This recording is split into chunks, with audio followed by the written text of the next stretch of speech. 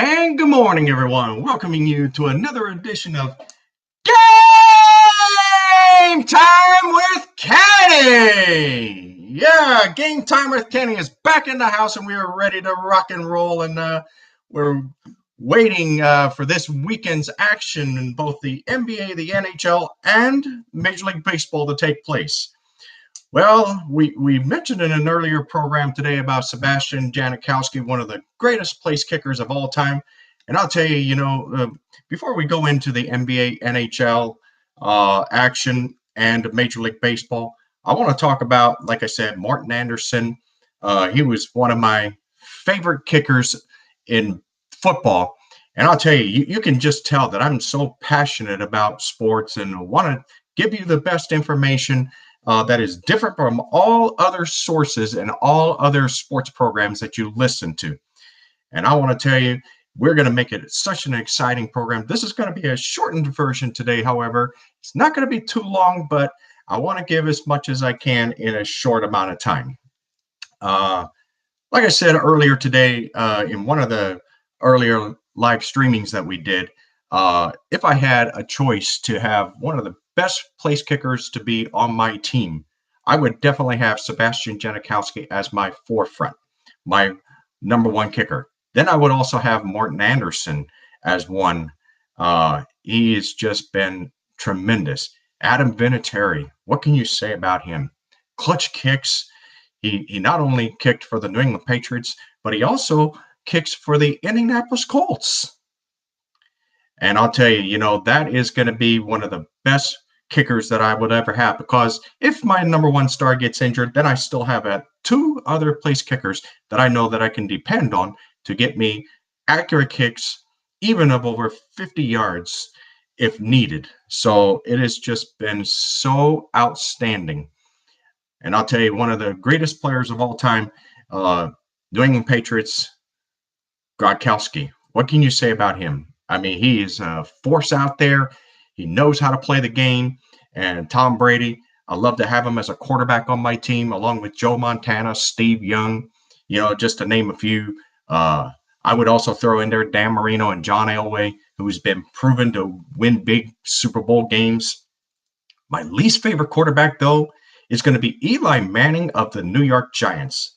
I mean, this guy right here, he is so inconsistent. And other than a Super Bowl victory over the New England Patriots, which prevented them from having the second undefeated season behind the Miami Dolphins in 1971, which still holds the record for the only undefeated team ever in NFL history. But other than that, Eli Manning has just been so inconsistent. You cannot really rely on him. He's not really your franchise quarterback. So how the New York Giants still have him as a quarterback and how he can still play in this game with the inconsistencies that he's had in this league, it's just beyond imagination. I mean, you get a guy like Josh Rosen, who's now with the Miami Dolphins. He figured to go to Arizona, but they got Murray, who's going to be, I believe, an outstanding quarterback for them.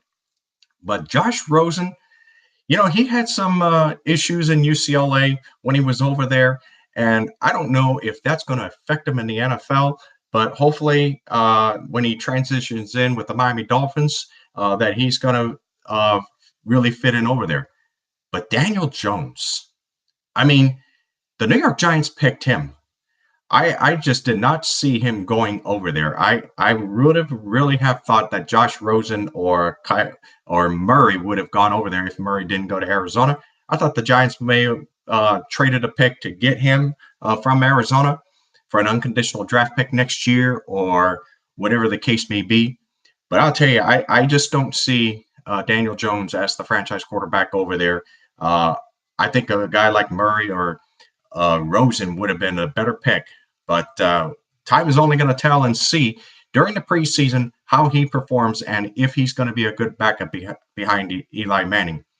But when you listen to Daniel Jones, though, he's a guy that really wants to learn, and he wants to learn from a veteran of Eli Manning. Well, Eli Manning can show him some things, but I'll tell you, if I was going to teach a young guy like that, Daniel Jones, just coming out of college and making his start in the NFL, I would have a guy like Joe Montana among the greats, or even Terry Bradshaw, who's proven to be a true champion and who knows how to win in the big stage and everything, and have the passing as he does.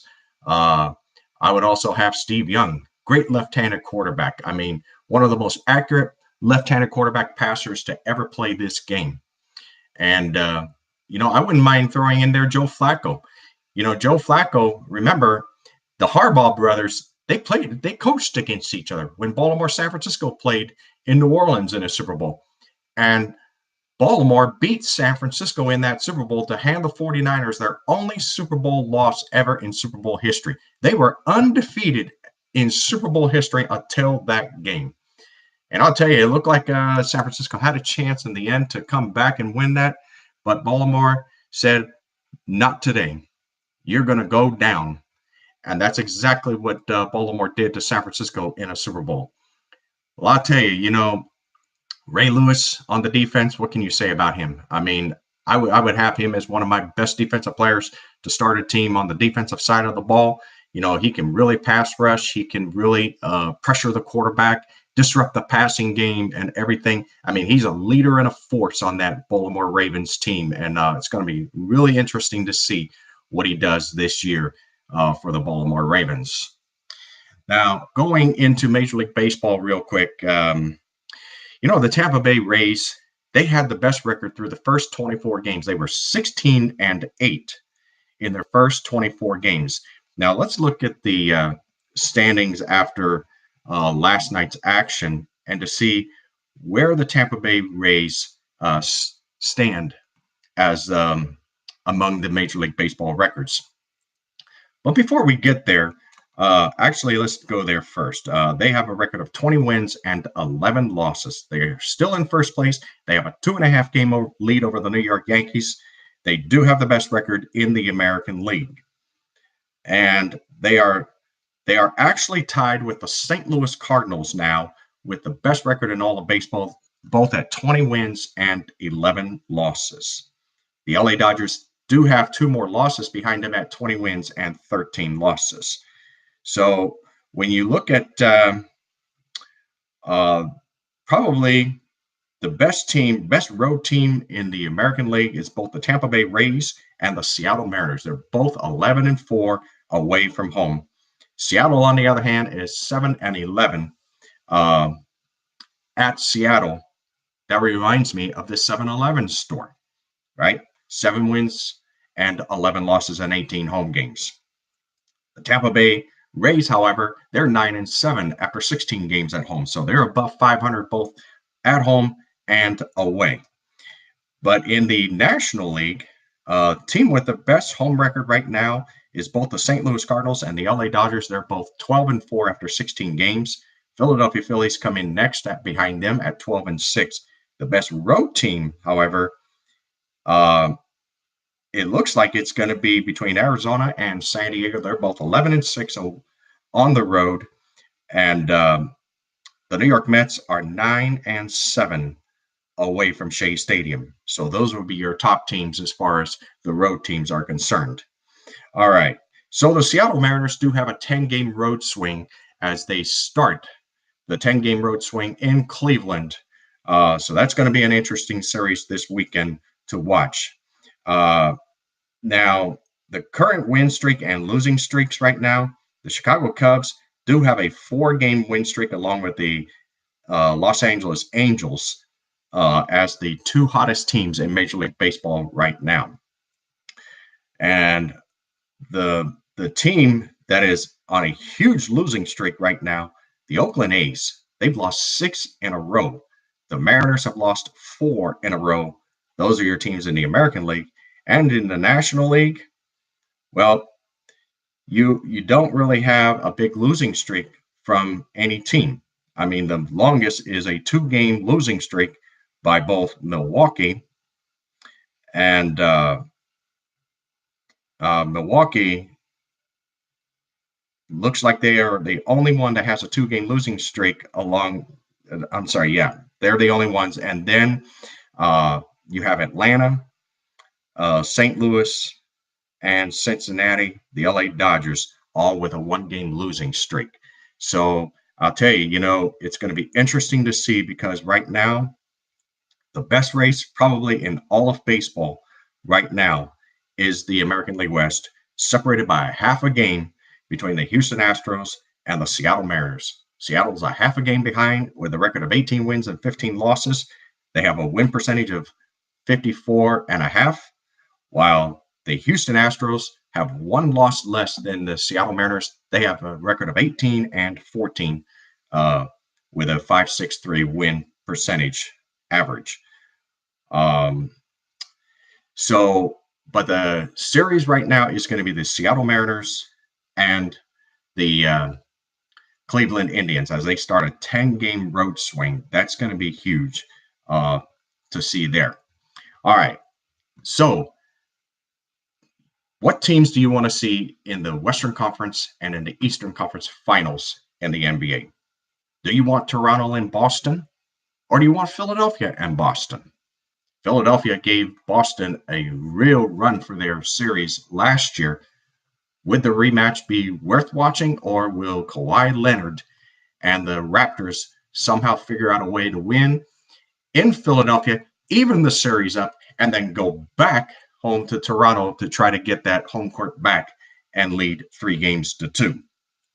Well, I'll tell you, Terry Rozier, Kyrie Irving, they're searching for a balance in tonight's game, and they have to have that balance if they're going to win tonight's game. Jason Tatum also has to pitch in. They've got to be real scrappy on defense, and Al Horford's just got to be all over Giannis as he was in game one. Limit the amount of times he can get into the paint and penetrate and dribble past him. He's got to really have him shoot from about the mid-range area, from about the free throw line and backwards beyond the three-point line for his shots. If he gets penetration through the paint and he's able to get those layups and get the slam dunks, then the Celtics are going to be in for a long night in game number 3. They cannot have a third quarter collapse like they did in game 2. Outscored 39-18 in that third quarter. That was just brutal. And the Celtics are just searching for answers right now. They're thinking to themselves, what happened after game 1? We had an outstanding game plan in game 1, but they couldn't master that third quarter. If they take that third quarter away, the Celtics possibly could have had a chance to go up 2-0, but that third quarter was just too much to overcome, and they just could not do it. Well, when you talk about the Denver-Portland series, I mean, this in the West is going to be one of the vital series, and I could see this, the way it's shaping out right now, I could see it going 7 games. I could see there being a game 7 back in Denver in this, but Portland doesn't want that. They want to end it in 6 games, so they really have to, just play their hearts out, and they did get the split in Denver, so the series is tied at 2. And they're looking to go back. I'm sorry, the series is tied at 1. They will have game 3 at home. Sorry about that. Game 3 at home, and they're looking to get that home court back. So let's see what the Trailblazers can do tonight. But I'll tell you what, I'm looking for Damian Lillard and McCollum to really step up in this game. They've got to really show the national audience what they're all about, and that they're for real in the City of Roses. Houston Golden State, this is a real rugged match series, and I strongly believe that it's going to continue in tonight's game. But like I mentioned a couple times already, I want to see the breakout performance by Steph Curry, Klay Thompson, and Kevin Durant, each of them hitting 10 3-pointers in tonight's game, to give them 30 points each, and that would be a combined 90 points between those 3 players. Is it going to be done? I don't know. Can it be done? Yes, it can be done. Do they have the heart and determination? That remains to be seen, whether they're going to have the heart and determination, because if all 3 of those guys make 10 3-pointers in tonight's game, the Rockets defense is going to be scratching their heads thinking, how can we defend these guys? What can we do differently? If we double team them, There's going to be somebody in the slot open in the paint or below the free throw line that they can throw the ball into, and they can avoid that trap, and then there's an easy layup and a dunk. Or do you single? Do you put only one guy on them and hoping that you can limit them in their scoring? Well, that's going to be remaining to be seen. But I'll tell you, I'm picking the Warriors to win the Western Conference still. I just don't see anybody right now that can win 4 games in a series against them. You know, a lot of people talk about their vulnerability after the Game 2 loss at home against the LA Clippers, which they blew a 31-point lead in that game. Who can ever forget that? But I'll tell you, it's going to be awesome to see what these guys can do. And the Warriors, you know, they got to go on the road for 2 in Houston. If they win Game 3, there's a chance that the Rockets could get swept in the second round. So this is a do or die game for the Houston Rockets. They know they've got to have everything they got. They cannot make any mental errors. They got to play a full 4 quarters of basketball with no turnovers, no steals. They've got to out-rebound them, and they've got to be able to get to the free throw line and make every single free throw and not miss any. If you're going to beat the Warriors, you cannot play only 2.5 quarters or 3.5 quarters and expect to win a game. You've got to play the entire 48 minutes, and you've got to lead wire to wire, just like the Warriors did in Game 2. And that's what they're hoping to do in Games 3 and 4 in Houston, is lead wire to wire, never trailing in a game, and just getting a bigger lead where when it comes to the fourth quarter, they have enough cushion that even if the Rockets make a run, that they're still going to be on the losing end. The Warriors won the last 2 games in Games 6 and 7 last year in Houston. Can they win Games 3 and 4 to close out the series in Houston? That's a real good possibility that they could do that. And if they do, the Rocket series and their season would be over in 4. But what will the Rockets say to that? What does Chris Paul have to say? What does Capella have to say about that? What does James Harden say? Are they going to give up? Or are they going to be the Warriors that are going to go out there? They're going to be the true champions, and they're going to scrap after every loose ball, get on the court in the bottom of the court if needed, and take that charge if needed to help your team out. The Rockets are in desperation. They've got to find answers, and they've got to do it quickly. Or otherwise, they will be down 3 games to none, and they could lose Game 4 in Houston. All right, well, what about the NBA Finals? Who would you like to see? Well, I tell you, I wouldn't mind seeing the Warriors and the Celtics play.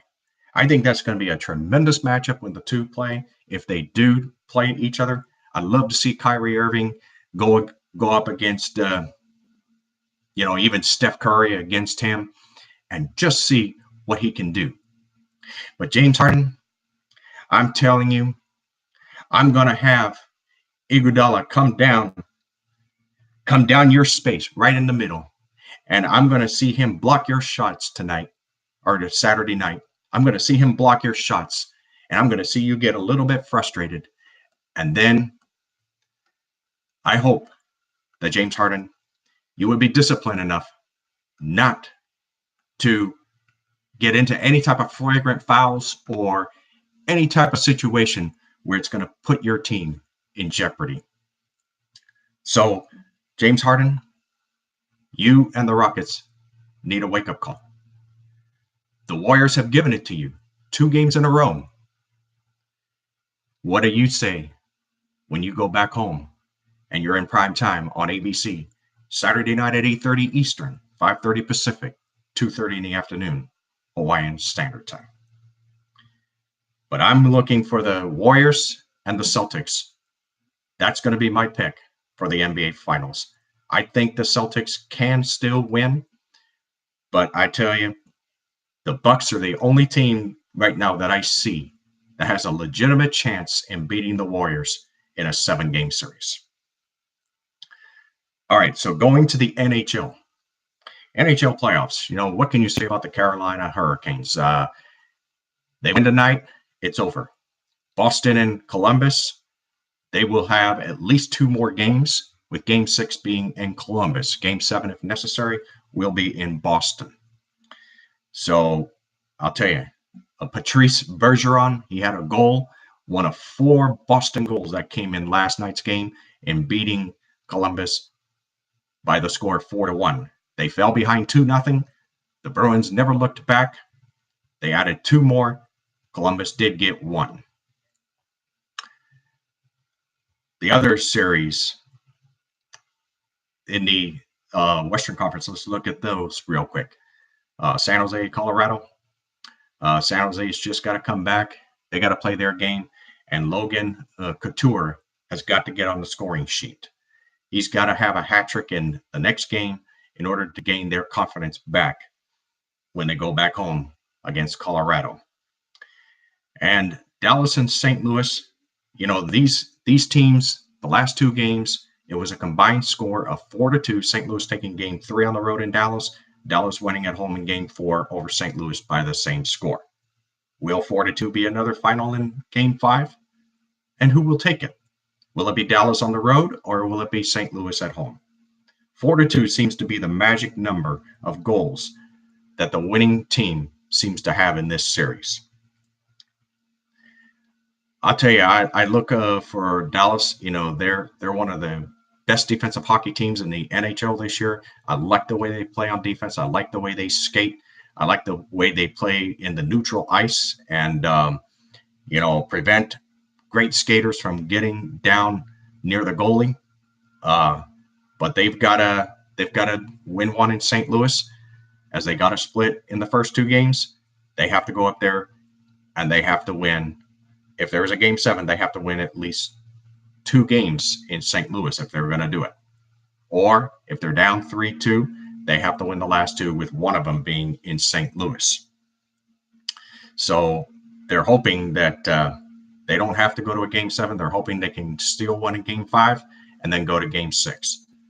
I'll tell you, I'm looking for Dallas and San Jose to be in the Western Conference Final. I would love to see that. And I would love to see Carolina and Boston go in the Eastern Conference Final. And then I would want to see the San Jose Sharks and the Boston Bruins play for the Stanley Cup Final. I think if Boston and San Jose plays, it's going to be awesome. Now, as you know, the Boston Bruins is one of the original 6 hockey teams to be formed in the National Hockey League. The Toronto Maple Leafs are another. But the Boston Bruins, the Montreal Canadiens, the Toronto Maple Leafs are 3 of the original 6 to be in the National Hockey League. And I'll tell you, the Bruins are going to be awesome. So I would love to see the Bruins take the Stanley Cup this year. And I would love to see the Celtics and Warriors in the NBA Finals, and the Warriors winning 4 of the last 5 NBA titles. What's going to happen to Kevin Durant, Steph Curry, Klay Thompson for next season? Will they be together when they go to San Francisco? Because this will be the last year in Oakland. Or will they leave? It remains to be seen what will happen when those teams, when the end of the season takes place this year. I'm hoping that they still remain with the Warriors and that they can continue to win titles for the NBA. The NBA has been so great when those 3 guys have been together, and the way they play on the court has just been amazing. Draymond Green, also you can't forget him in the mix. Iguodala, Bogut, among others. It's just been awesome to see this run taking place by the Golden State Warriors. They are truly in the 2000 era and in the decades of the 2010 decades, probably the best that I've seen the Warriors. And, they struggled a little bit last year. They've struggled a little bit this year, but last year they won. And I believe this year they can also win. Well, I want to thank you for watching this edition of Game Time with Kenny. Yes, I want to thank you once again for watching this edition. And if you would please subscribe to this channel, I would really appreciate it. Also, if you could let your Twitter friends know, share this link on Facebook, Twitter, any other social media sites that you may be involved in. Please let them know to watch this program, because I want to tell you, we're going to give you more sports information than you would normally get on a regular sports program. We do truly appreciate you being with us today, and we hope that you have a great day. And we'll see you again tomorrow. Until then, have a great rest of your Friday. And once again, it is game